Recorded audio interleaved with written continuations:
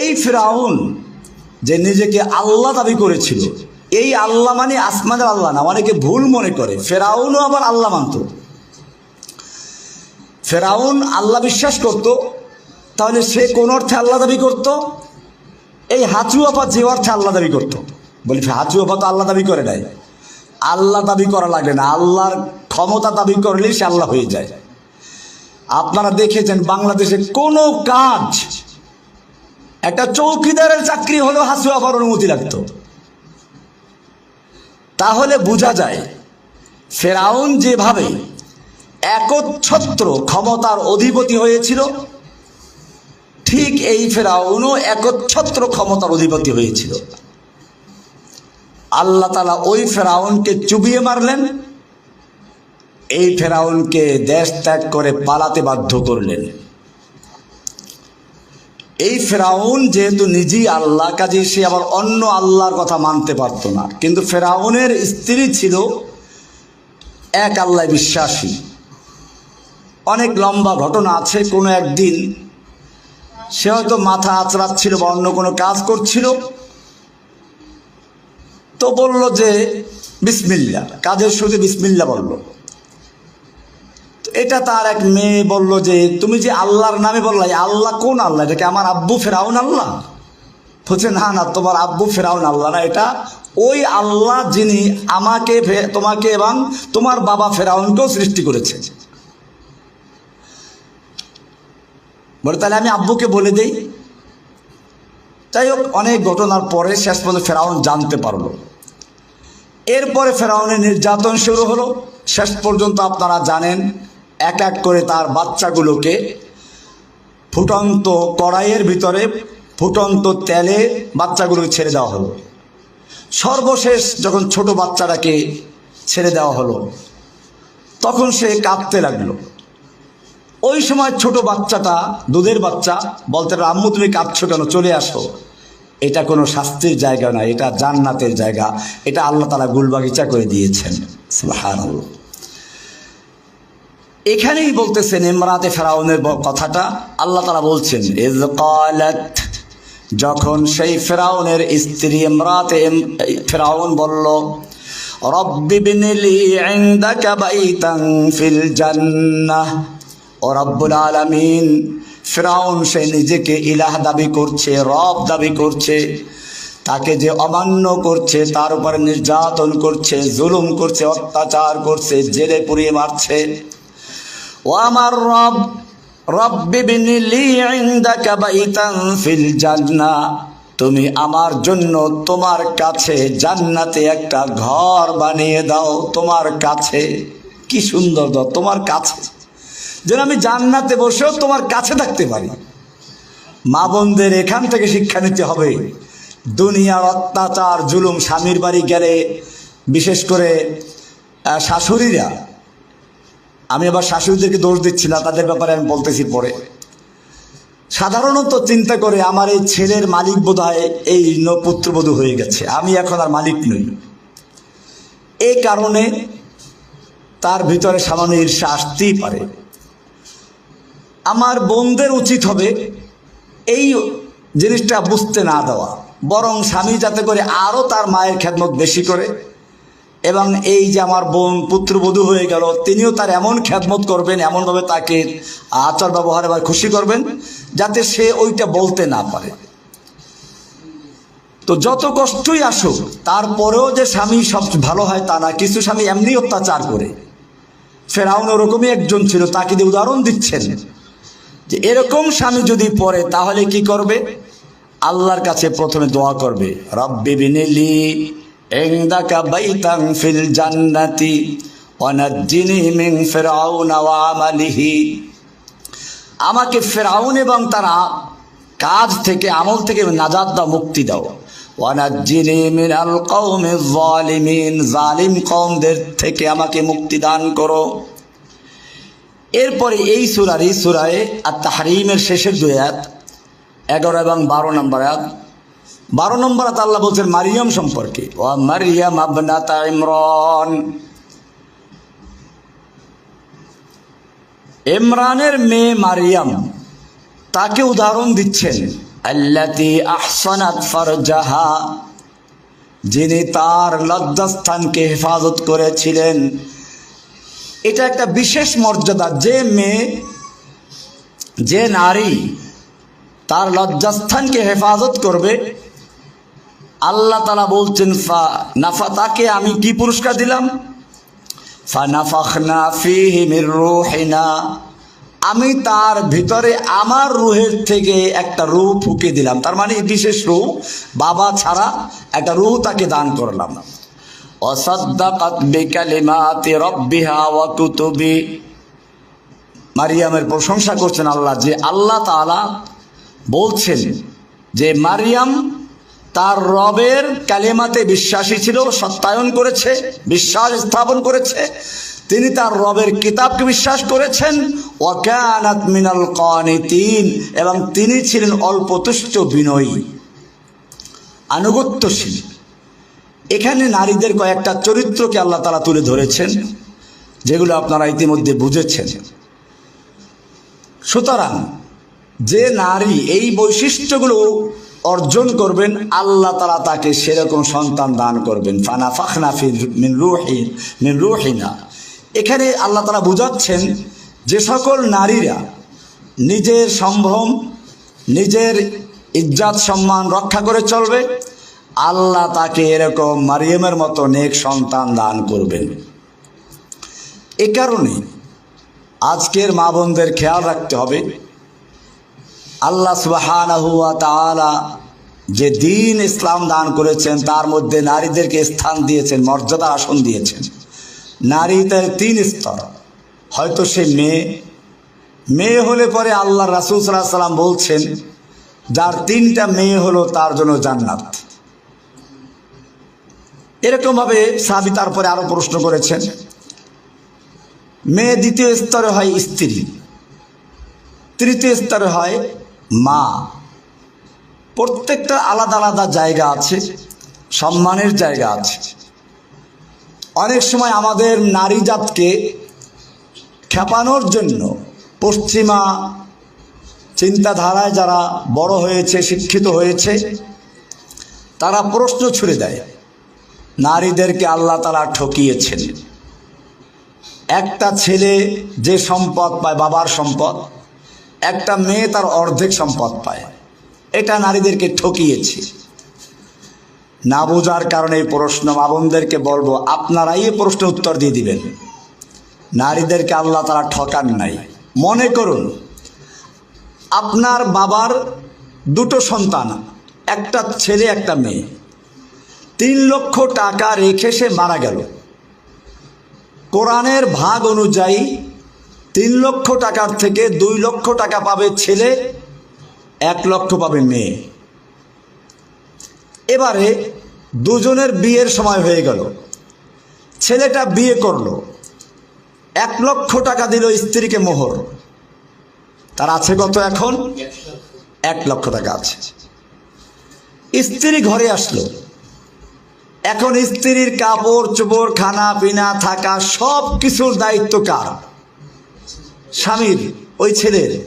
সে তো 1 লাখ টাকা আছে এখন, আর 1 লাখ টাকা স্ত্রীকে দিয়েছে। এই 1 লাখ টাকা স্ত্রী এখানে খরচ করার দায়িত্ব বহন করে না, তার খরচ বহন করবে স্বামী। তাহলে স্বামীর থেকে সে 1 লাখ টাকা পাইল, ওটা বহাল আছে। আর বাবার থেকে আর 1 লাখ পাইল। মনে করুন মেয়েটার বিয়ে হয়ে গেল।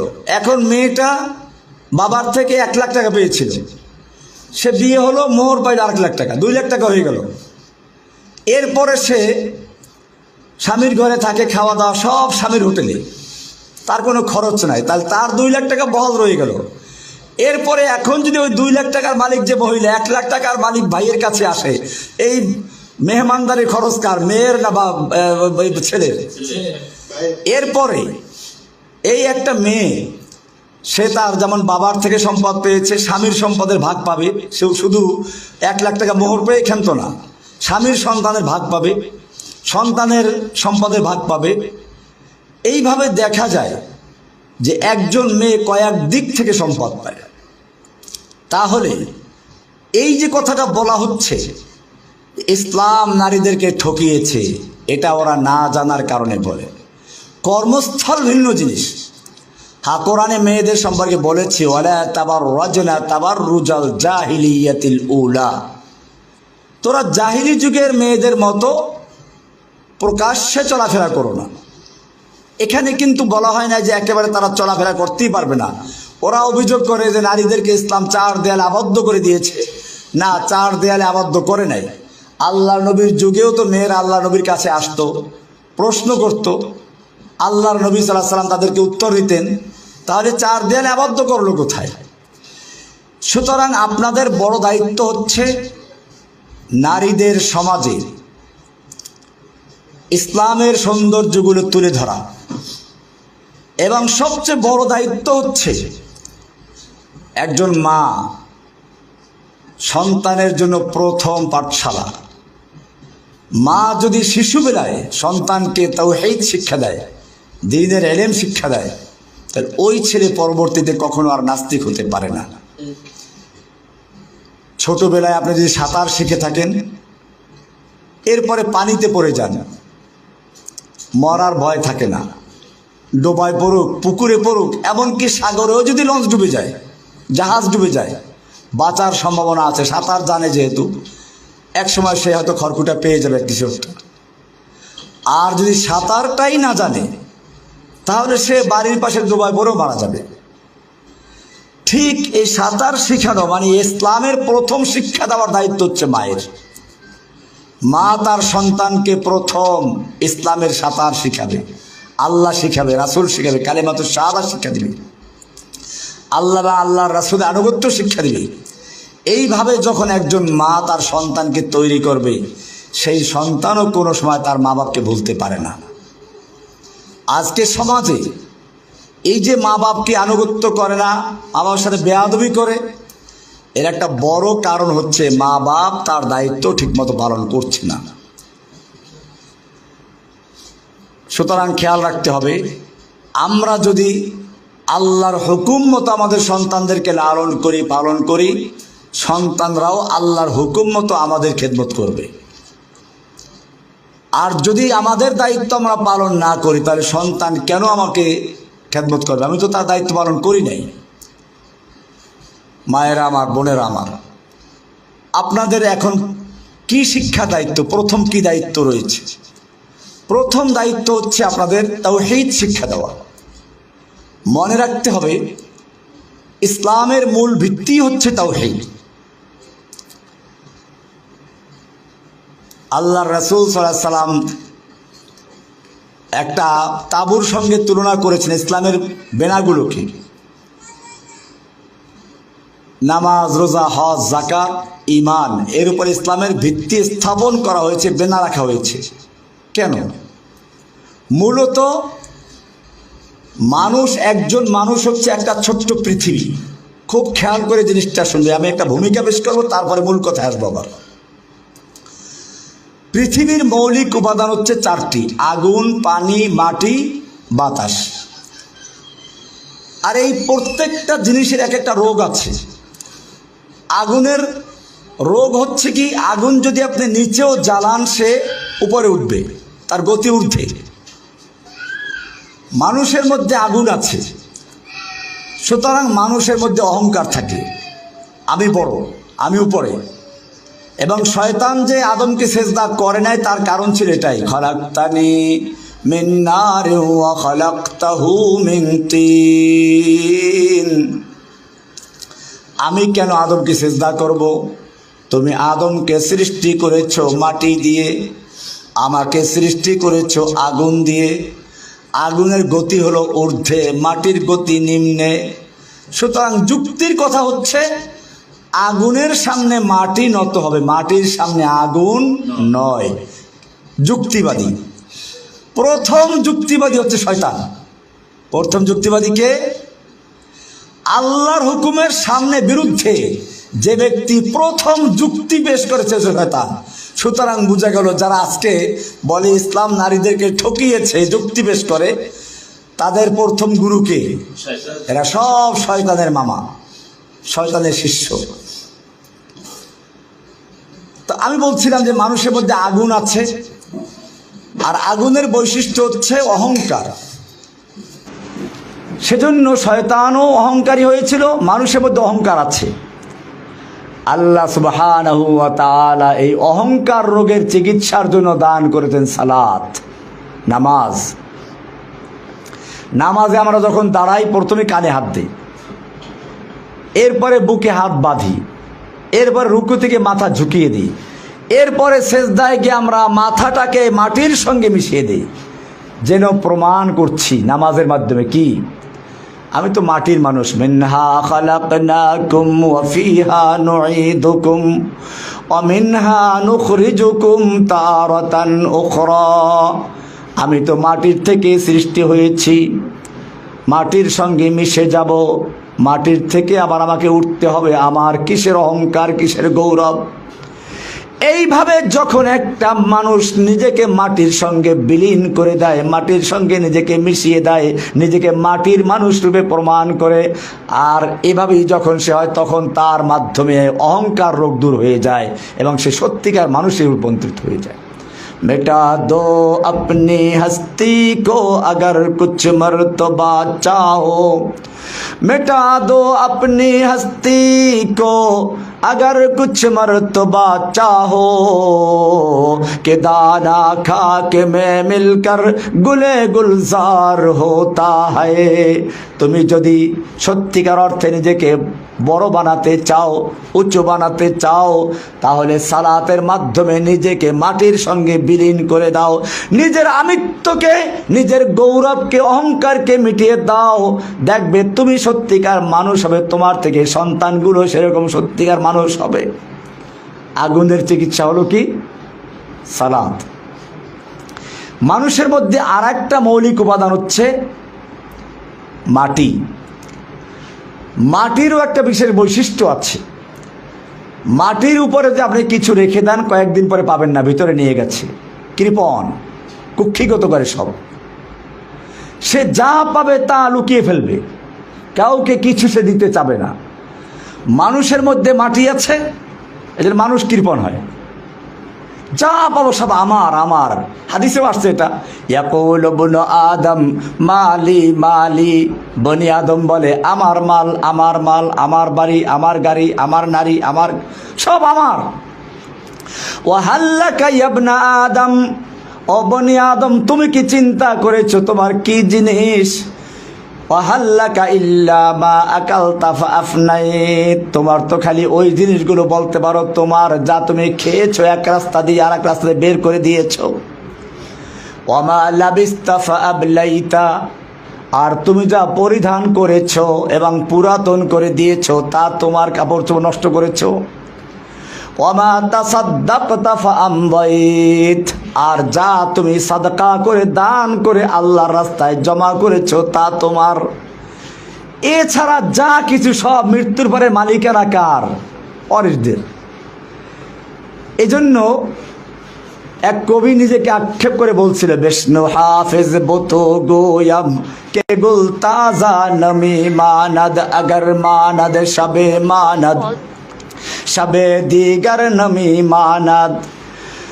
गुलज गुलशाद जुदा गश्ता तरु ताजा नमी मानद, अगर मानद शबे मानद शबे दीगर नमी मानद। हमेशा इज्जत मेहमा बाइक खाना नमी मानद, अगर मानद शबे मानद शबे दीगर नमी मानद। কি সুন্দর করে বলেছেন কবি, চিন্তা করুন।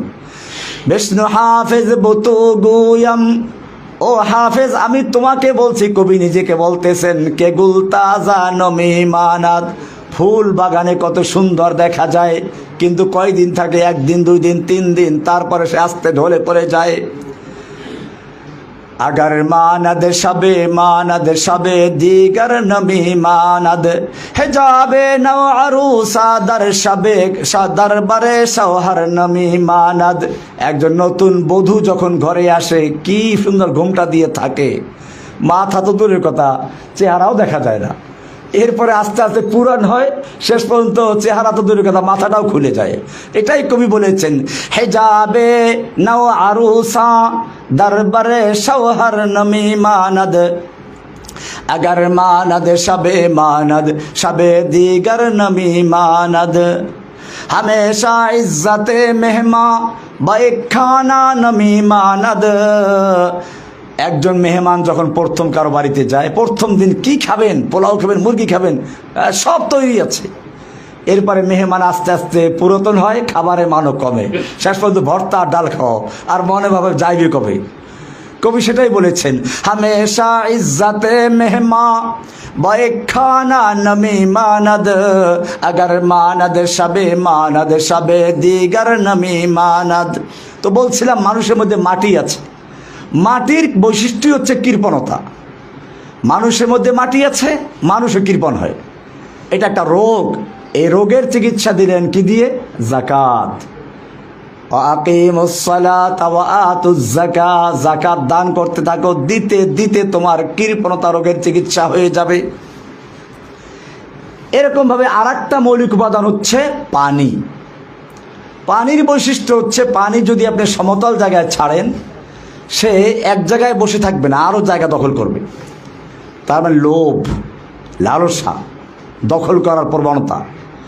মানুষের মধ্যে পানি আছে, সেজন্য মানুষও কি করবে?